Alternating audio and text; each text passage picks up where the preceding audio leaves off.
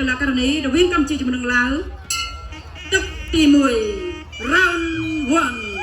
ការប្រកួតចាប់ផ្ដើមទឹកទី1ទូមចានវតីបង្គោលក្រហមបាទសុឡាដាបាទបង្គោលខៀវកីឡាករនេះឡាវវតីនៅបន្តការដើរចូលទៅរកឆ្វេងមួយរបស់វតីរតីចង្កោប្រងដើរចូលសន្សំទេក្នុងការប្រកួតបាល់ឆាដំបូងចេះមិនសូវជាសម្រុកប្រមាណព្រោះថាស្ទាបស្ទង់ស្ថានភាពសិនថាតាជាឬក៏ក្តៅអ៊ុនឬក៏កកបាទប្រាក់មួយលើកជើងទល់លើកជើងរ៉ាប់ម្នាក់លើកជើងធាក់ហើយដល់ឆ្វេងមួយដកថយផុតពីសូឡាដាក៏វាជើងទាត់កាត់ភ្លើខាងក្នុងមួយលំសុកលាក់បាល់ល្អណាស់សម្លេងនេះបាល់លំសូ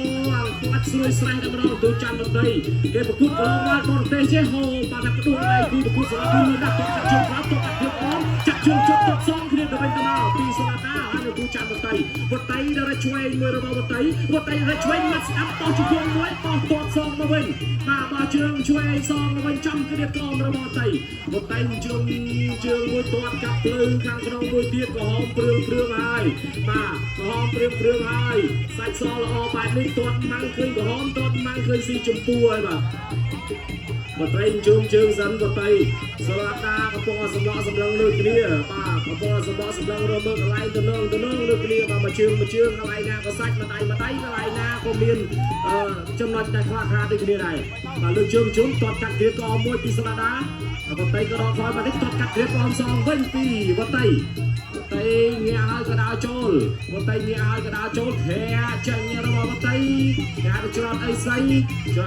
ហើយដើរចូលវតីដើរចូលលើកជើងរ៉ាត់ធាជើងឆ្វេងមួយទៀតច្រត់អីសីមកដល់រ៉ាច់ហើយទាត់កាត់ជើងក្រោមលើកជើងធាមកវិញពីសូឡាដាប៉ុន្តែមិនបានសម្រេចទេតែជើងក្រោមមួយរៀបចូលទៀតទាត់កាត់គ្រាកអមមួយបាទវតីក៏នៅតែបន្តដើរចូលដែរវតីដើរចូលហើយទាត់រលាស់ជើងមួយបាទបំបែកឃុំប៉ុន្តែគាត់ឃុំរបស់សូឡាដារៀងណែនតាមដែរមិនងាយនឹងបំបែកទៅបានទេបាទទាត់ជើងទាត់កាត់គ្រាកអមសងវិញពីជើងរបស់វតីទាត់លើសងពីសូឡាដាវតីក៏ញាក់បានតិចសិននៅបន្តការដើរចូលលើកជើងបាំងបានតិចពីសូឡាដាធាក់មួយហើយទាត់លើចាប់ជើងជួបទាញមកកណ្ដាលទាត់កាត់បានតិចពីវតី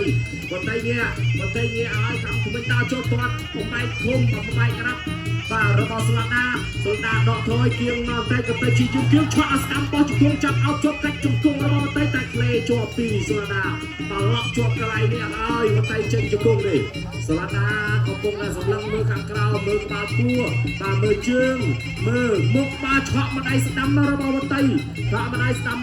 វតីដើរចូលម្ដាយស្ដាំទាត់កាត់គ្រឿងក្អមមួយទៅរបស់វតីចេញមួយពីរទាត់កាត់ជើងក្រៅមួយទៅរបស់វតីអូបាទវតីជាថាកីឡាករនេះដែលមិនគួរមើលរំលងណាបាទល្អទាំងព្រមបច្ចុប្បន្ននេះគឺល្អមែនតើតែវតីក៏ចង់បានទទួលបានឱកាសចេញទៅប្រកួតក្រៅស្រុកឲ្យបានច្រើនតែទាត់កាត់គ្រឿងក្អមមួយទាត់សងវិញចប់ទឹកទី1